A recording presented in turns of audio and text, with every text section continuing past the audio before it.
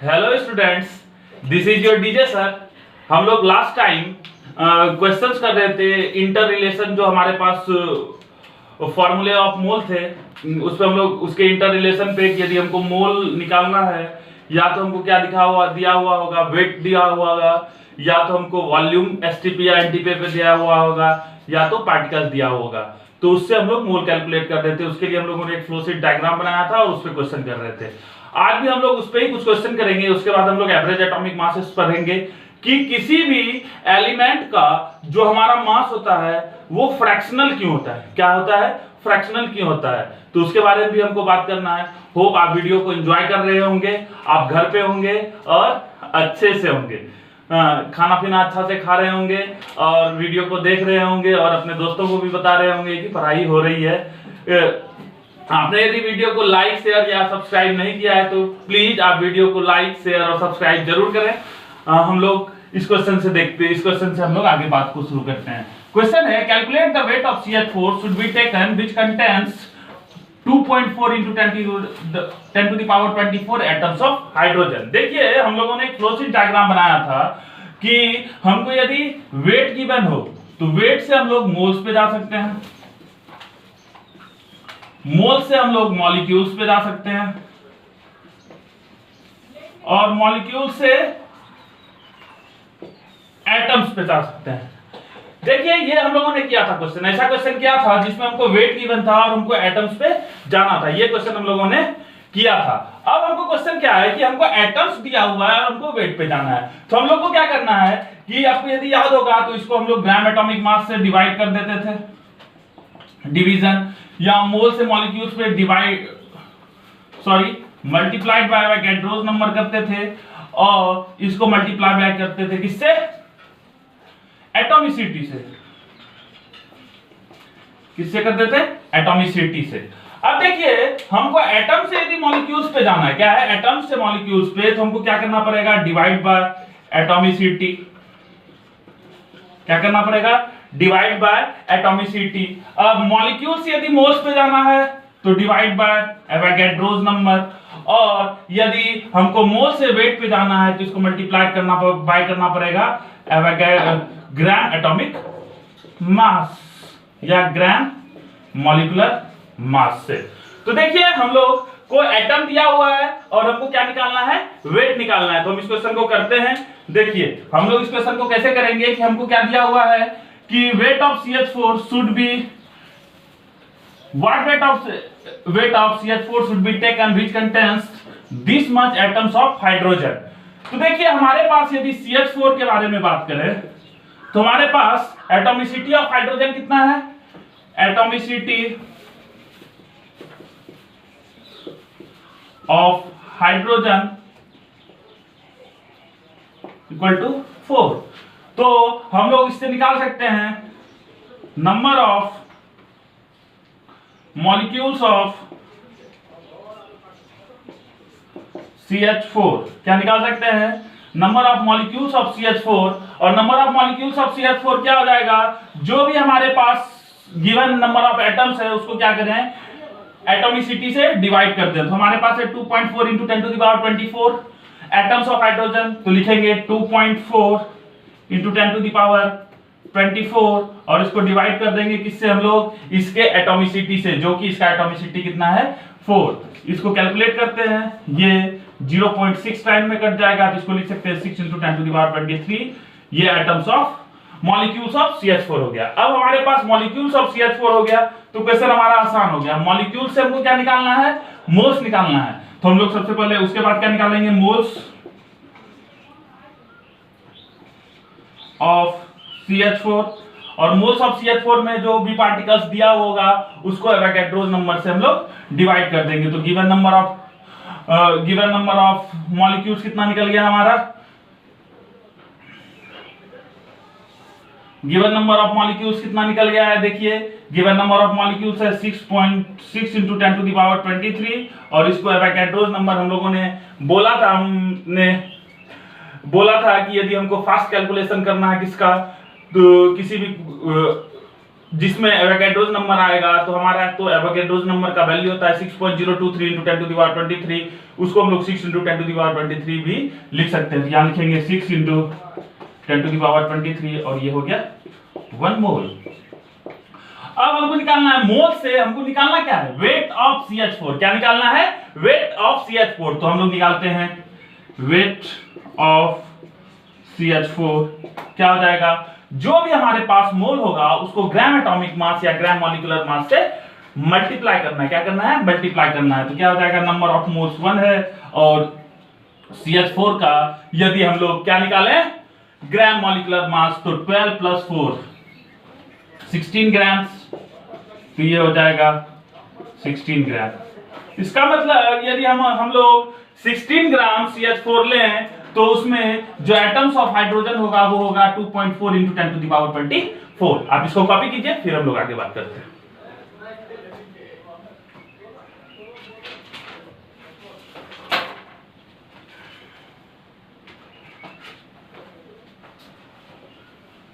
Hope आपने इसको copy कर लिया होगा।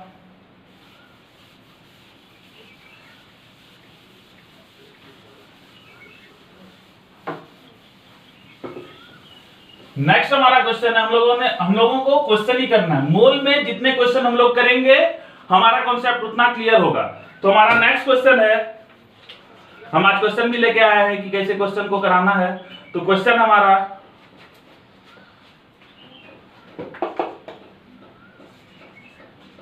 Calculate the number of electron present in 67.2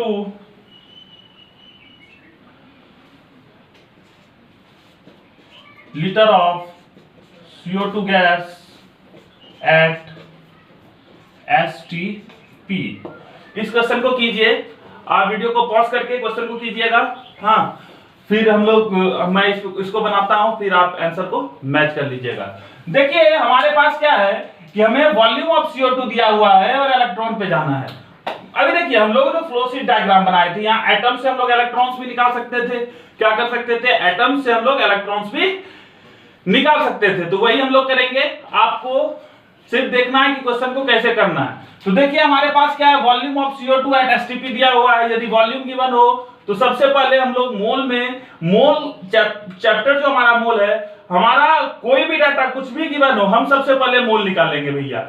मोल के बाद ही कुछ करना है। तो सबसे पहले हम लोग निकालते हैं नंबर ऑफ मोल्स ऑफ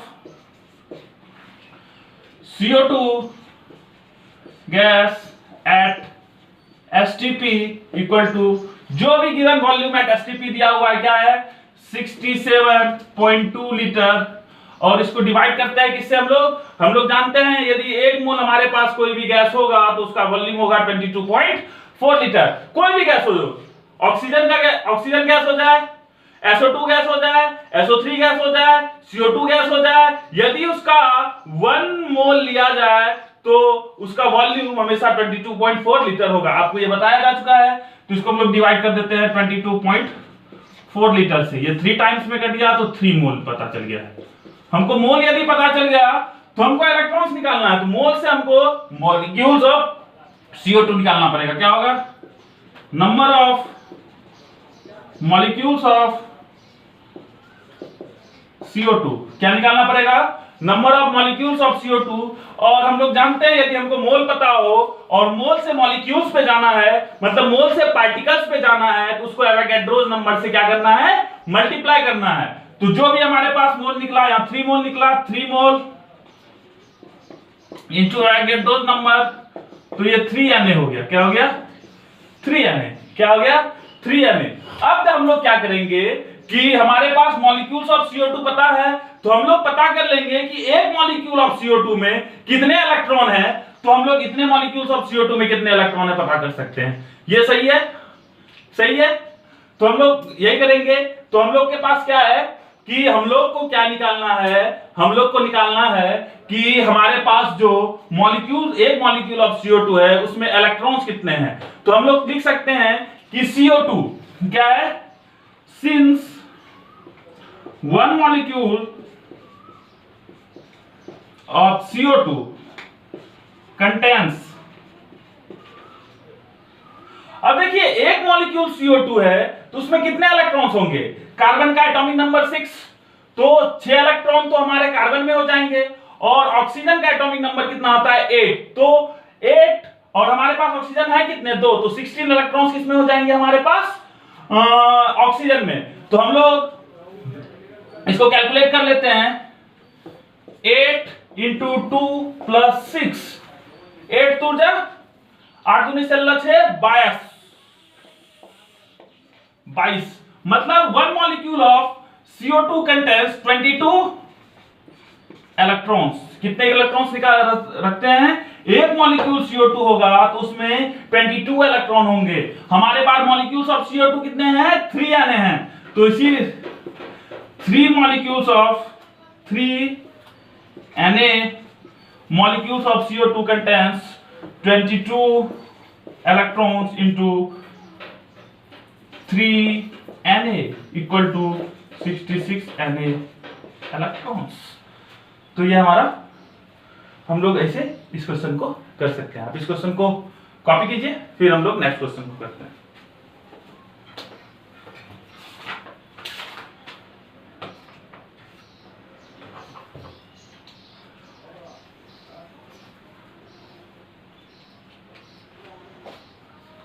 आप इसको कॉपी कर लिए होंगे, हम इसको इरेज करते हैं।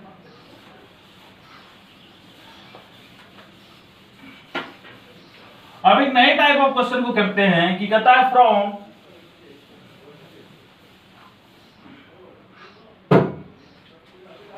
कहता है क्वेश्चन है फ्रॉम 22 ग्राम ऑफ CO2, क्या है from 22 gram of CO2 3 into 10 to the power 22 molecules of CO2 are removed। क्या कहता है, from 22 gram of CO2 3 into 10 to the power 22 molecules of CO2 are removed, calculate the weight and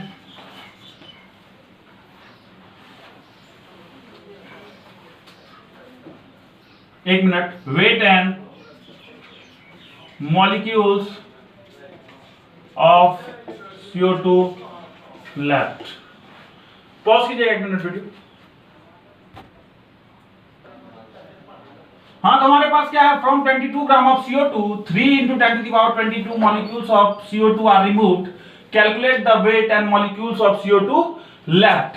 हमारे पास क्या है 22 ग्राम CO2 है जिसमें इतने मॉलिक्यूल्स ऑफ CO2 को क्या किया है, हटा दिया गया है। तो हमको क्वेश्चन है कि भैया हमारे पास कितने मॉलिक्यूल्स ऑफ CO2 लेफ्ट बचे, मतलब कितने बचे। तो हमको क्या करना पड़ेगा, हम लोग क्या करते हैं, इससे कितने मोल्स ऑफ CO2 होते हैं वो निकाल लेते हैं, फिर इससे कितने moles of molecules of moles of CO2 है वो भी निकाल लेते हैं। उसके बाद हमको जो भी CO2 बचेगा उसको हम लोग निकाल लेंगे। तो हम लोग देखते हैं इस क्वेश्चन को कैसे करते हैं।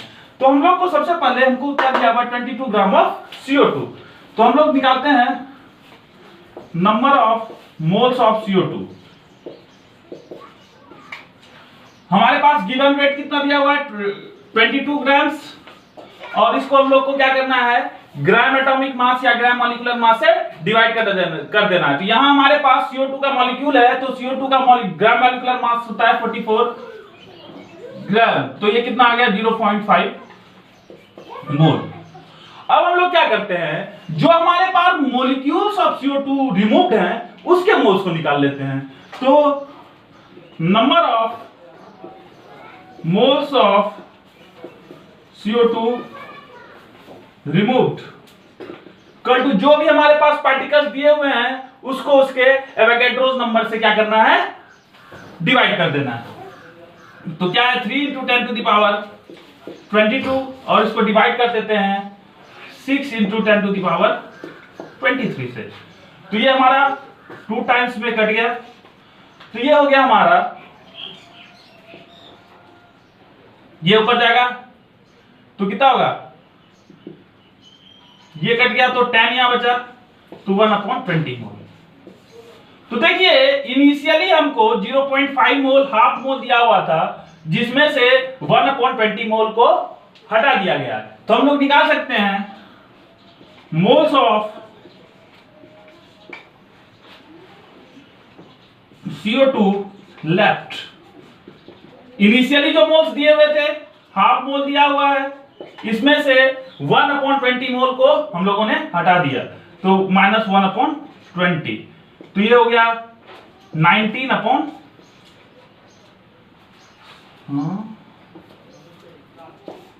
हुआ 22।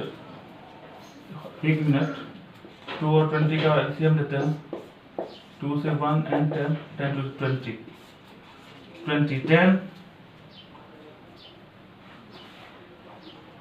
10 minus 1 equal to 9/20। तो हमारे पास मोल्स ऑफ CO2 लेफ्ट कितना हुआ 9/20। हमको निकालना है क्या weight and molecules of CO2 left. तो हम लोग निकाल सकते हैं weight of CO2 left equal to जो भी हमारे पास मोल होगा उसको हम लोग ग्राम मॉलिक्यूलर मास से मल्टीप्लाई कर देंगे। तो हमारे पास 9/20 है और इसको 44 से मल्टीप्लाई कर देते हैं, तो ये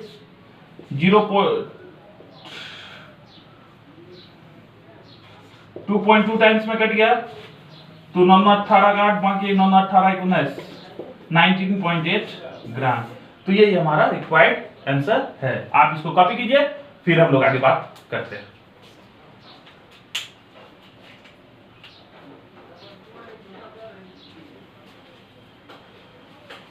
होप आपने कॉपी कर लिया होगा।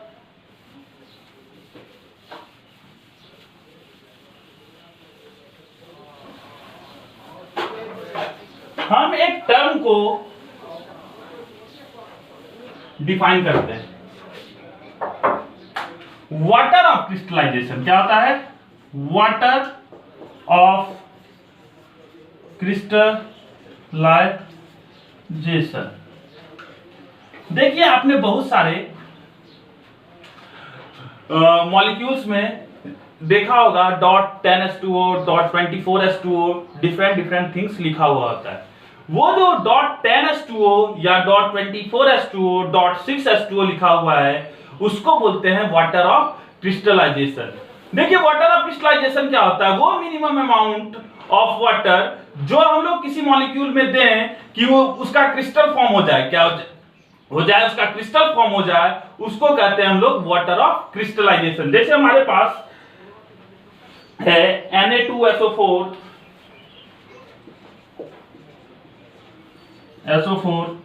.10H2O और इस ये लिखा हुआ है, इसको ग्लोबस सॉल्ट बोलते हैं।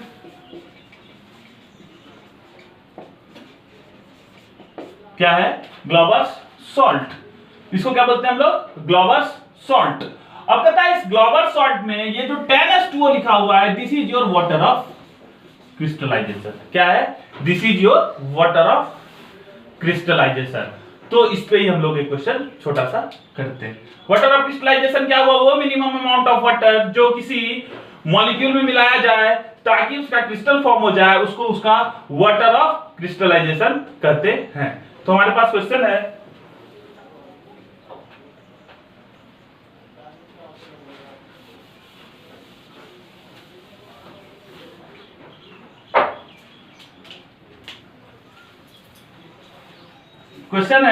Calculate the number of moles of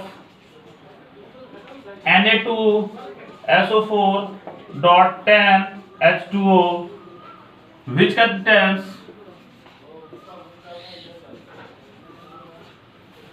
20 moles of water of crystallization।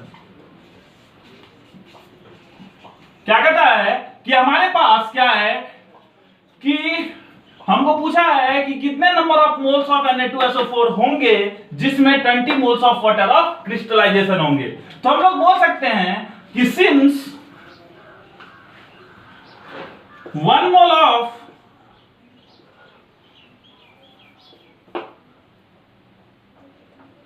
since 10 mole of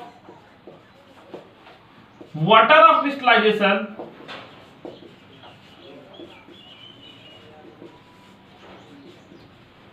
is present in 1 mole of Na2SO4.10H2O। तो हमको निकालना है कितने के लिए? 20 मोल के लिए। इसीलिए 20 मोल के लिए निकालेंगे तो क्या हो जाएगा? 2 मोल ऑफ Na2SO4.10H2O। क्या हो जाएगा? 2 मोल ऑफ Na2SO4.10H2O। इसको कॉपी कर लीजिए, फिर हम लोग आगे बात करते हैं।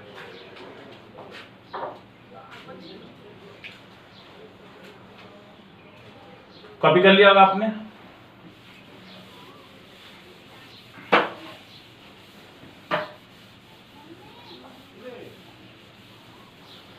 देखिए, अब हम लोग एक नया कॉन्सेप्ट इंट्रोड्यूस करते हैं कि देखिए बहुत सारे एलिमेंट का आपको एटॉमिक मास फ्रैक्शनल मिलता है। क्या मिलता है? फ्रैक्शनल मिलता है। तो अब ये जो हमारे पास एलिमेंट्स हैं, इसके एटॉमिक मासेस फ्रैक्शनल होते क्यों हैं, इसके बारे में हमको बात करना है। क्या करना है कि हमारा जो जैसे क्लोरीन का हम लोग एटॉमिक मास लेते हैं 35.5, तो ये 35.5 एक फ्रैक्शनल नंबर है। तो ये फ्रैक्शनल होता क्यों है? तो हम लोग बात करते हैं एवरेज एटॉमिक मास के बारे में। क्या बात करते हैं? एवरेज एटॉमिक मास। क्या बात करते हैं? एवरेज एटॉमिक मास। देखिए क्या बोलते हैं कि यदि कोई एलिमेंट है हमारे पास, X कोई एलिमेंट है और इसके दो आइसोटोप्स, X का एटॉमिक नंबर Z है और M1 है। क्या है? M। तो हमारा एक जो इसका आइसोटोप है उसका एटॉमिक मास M1 है और दूसरा जो इसका आइसोटोप है उसका एटॉमिक मास M2 है। देखिए यदि आपको आइसोटोप नहीं आता है तो क्या होता है? आइसोटोप में हमारा क्या होता है? एटॉमिक नंबर सेम होता है और एटॉमिक मास डिफरेंट होता है। हमारा इसका एटॉमिक नंबर क्या है? सेम, लेकिन एटॉमिक मास क्या है? डिफरेंट। और देखिए क्या होता है कि बहुत सारे एलिमेंट्स जो हमारे फ्री स्टेट में मिलते हैं वो आइसोटॉपिक फॉर्म में होते हैं। क्या होते हैं? आइसोटॉपिक फॉर्म में प्रेजेंट होते हैं और हमारे फ्री स्टेट में दोनों डिफरेंट परसेंटेज में हमको मोल परसेंट में हमको मिलता है। मान लेते हैं कि इसका परसेंटेज अबंडेंस ए है और इसका परसेंटेज अबंडेंस बी है, और हमको क्या निकालना है? एवरेज एटॉमिक मास। क्या निकालना है? Average atomic mass. तो क्या होता है एवरेज एटॉमिक मास के लिए? इसका परसेंटेज अबंडेंस इनटू इसका एटॉमिक मास प्लस इसका परसेंटेज अबंडेंस इनटू इसका atomic mass upon total percentage. तो क्या हो जाएगा? M1A1 M1A plus M2B upon A plus B। जैसे हमारे पास बोरॉन के बारे में बात करें तो बोरॉन के दो नेचुरली अकरिंग आइसोटोप हैं। क्या है? बोरॉन के दो नेचुरली अकरिंग आइसोटोप हैं। एक बोरॉन 10 है और एक बोरॉन 11 है। ये 20% होता है और ये 80% होता है। यदि इसका एवरेज एटॉमिक मास निकालना है तो 10 × 20 प्लस 11 × 80 अपॉन टोटल। इस पे हम लोग कुछ क्वेश्चन करते हैं, किस पे? एवरेज एटॉमिक मास पे। इसको कॉपी कीजिए। इस फॉर्मूले को आपको क्या करना है? याद रखना है कि कभी भी आपको एवरेज एटॉमिक मास निकालना है किसी भी आइसोटॉपिक मिक्सचर का, तो क्या करना है कि जो भी हमारे पास 2 या 3 जितने भी आइसोटोप दिए होंगे उसका एटॉमिक नंबर और रेस्पेक्टिव उसका परसेंटेज अपॉन टोटल परसेंटेज कर देना है, हमको आंसर मिल जाएगा। तो आप इसको कॉपी कीजिए, फिर हम लोग क्वेश्चन करते हैं।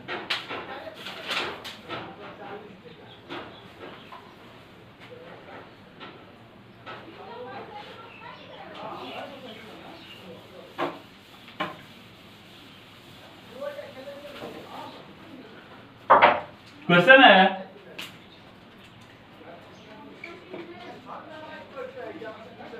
Chlorine contains two naturally occurring isotope of atomic masses chlorine 35 and chlorine 37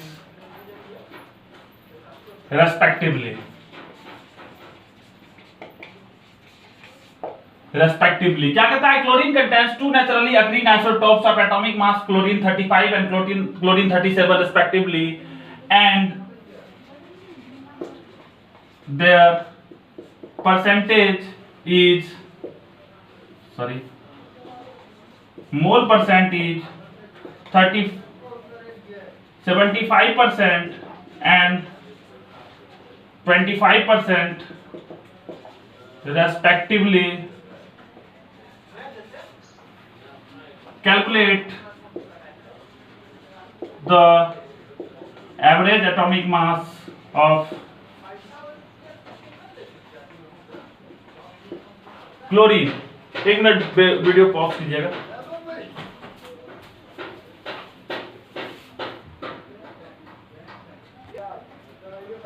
क्या है कि chlorine contains two naturally occurring isotopes of atomic mass chlorine 35 and chlorine 37 respectively and their mole percentage is 75% and 25% respectively, then calculate the average atomic mass of the chlorine। तो देखिए क्या है question में कि हमारे पास क्लोरीन है, chlorine के दो आइसोटोप्स हैं, क्लोरीन 35 एंड क्लोरीन 37। इसका परसेंटेज 75% दिया हुआ है और ये 25% दिया हुआ है और हमको क्या कहता है कि एवरेज एटॉमिक मास निकालना है। तो एवरेज एटॉमिक मास क्या हो जाएगा? इसका एटॉमिक मास इनटू इसका परसेंटेज प्लस इसका एटॉमिक मास इनटू इसका परसेंटेज अपॉन टोटल परसेंटेज। तो क्या हो जाएगा?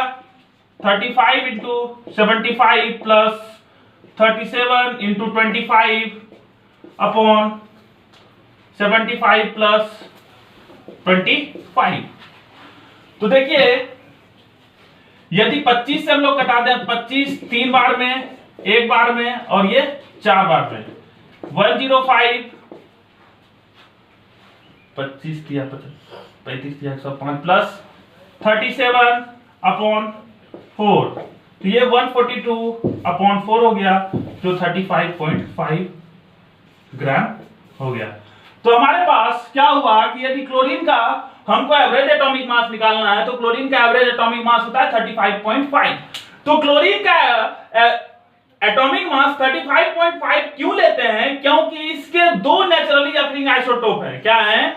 इसके दो नेचुरली अकरिंग आइसोटोप हैं जो कि डिफरेंट परसेंटेज में हमारे फ्री स्टेट में हमको मिलता है, हमारे नेचर में। तो इसलिए हमारा जो है क्लोरीन का एवरेज एटॉमिक मास कितना है? 35.5। अब क्वेश्चन को हम लोग उल्टा भी कर सकते हैं कि हम लोग एवरेज एटॉमिक मास दे दे क्वेश्चन में और हम लोग परसेंटेज निकालें। क्या करें? परसेंटेज हमको निकालना हो तो हम लोग उसी पे क्वेश्चन करते हैं। आप इसको कॉपी कीजिए, फिर हम लोग आगे बात करते हैं।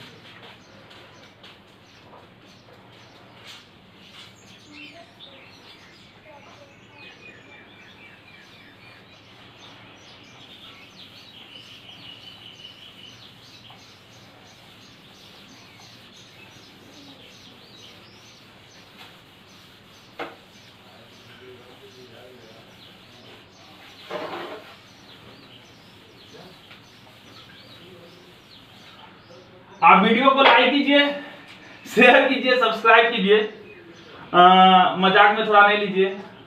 नीचे में बेल आइकन है उसको भी दबाइएगा। लाल घंटा है, क्या है? घंटा है, घंटे को भी दबाइए ताकि आपको सारे वीडियोस का नोटिफिकेशन मिल जाए जो भी अपलोड होगा इस चैनल पे। और जितने ज्यादा से ज्यादा दोस्तों को आप बता सकते हैं उसको बताइए भी कि इस वीडियो को लाइक करें, शेयर करें और सब्सक्राइब करें। तो हम लोग आगे बात करते हैं। Question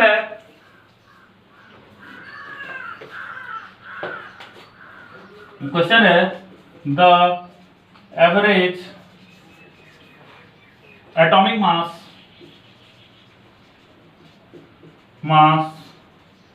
of an isotopic mixture containing 79 mole percent of Mg24 and rest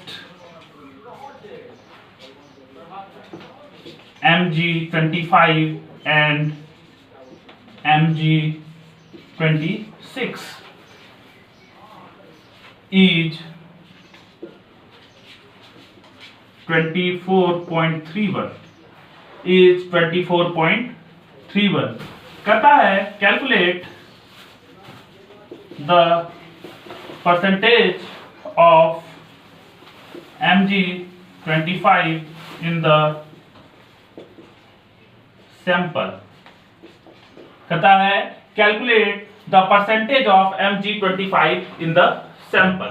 ये हमारे पास क्वेश्चन है कि हमारे पास मैग्नीशियम के 3 नेचुरली अकरिंग आइसोटोप है। क्या है? हमारे पास मैग्नीशियम है और मैग्नीशियम का 3 नेचुरली अकरिंग आइसोटोप है। क्या है? हमारे पास मैग्नीशियम है और मैग्नीशियम के 3 नेचुरली अकरिंग आइसोटोप हैं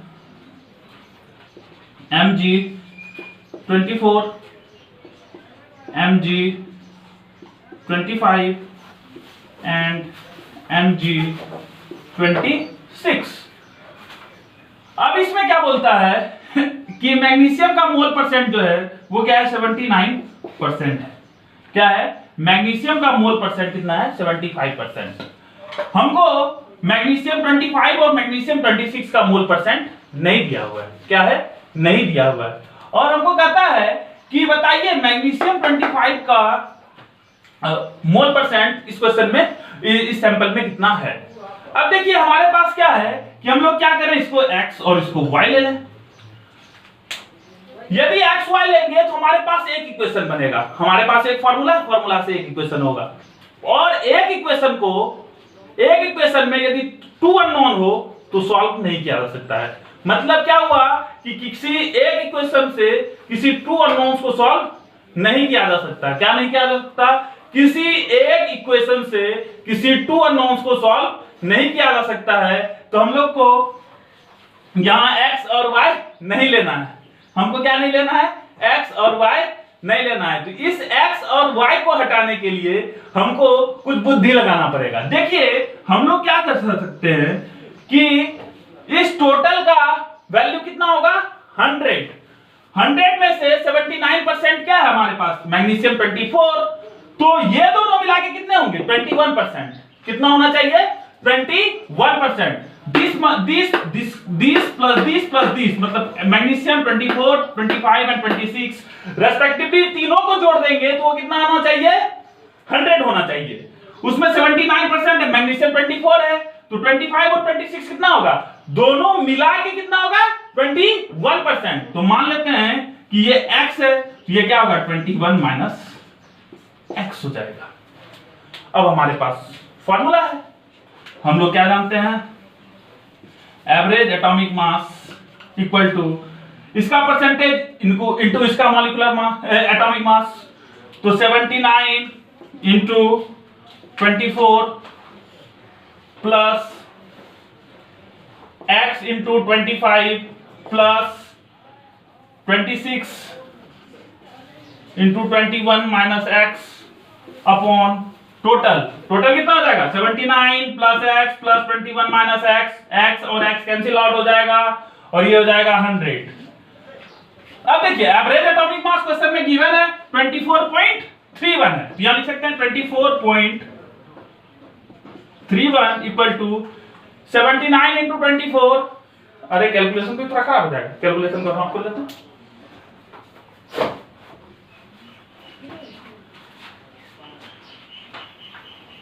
ये हो जाएगा 1896 प्लस 25x प्लस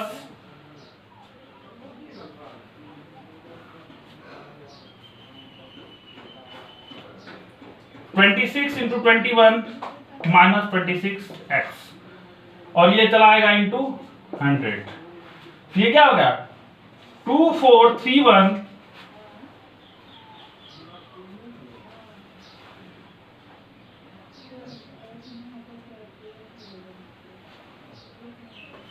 2431 माइनस